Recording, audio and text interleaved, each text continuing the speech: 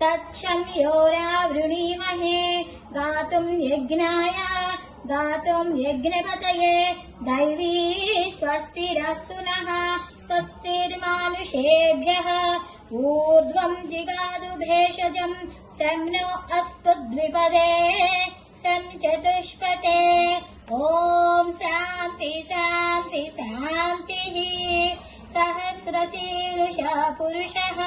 सहस्राक्षः सहस्रपात् स भूमिं विश्वतो वृत्वा अत्यतिष्ठद्दशाङ्गुलम् पुरुष एवेदगं सर्वम् यद्भूतं यच्च भव्यम् उदामृतत्वस्येषानः यदन्नेनातिरोहति एतावानस्य महिमा अधो जायाङ्गाश्च पूरुषः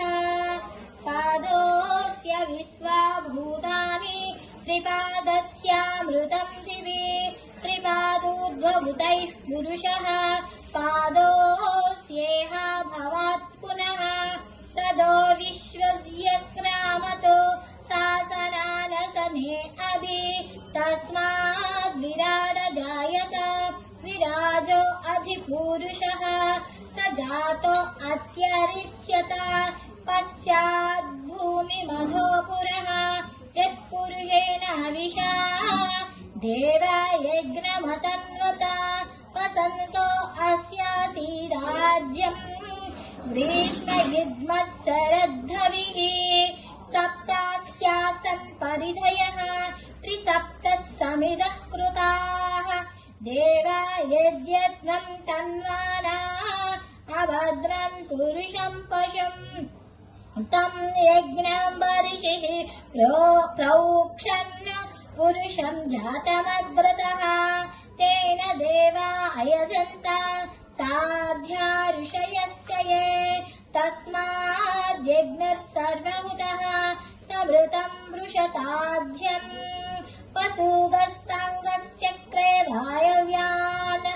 आरण्यान् ग्राम्यास्य ये तस्माद् यज्ञस्सर्वहुतः ऋचः सामान्यजग्निरे छन्दागं स जग्नरे तस्मात् यजुस्तस्मात् अजायत तस्मादस्वा अजायन्त एके चोभयातदः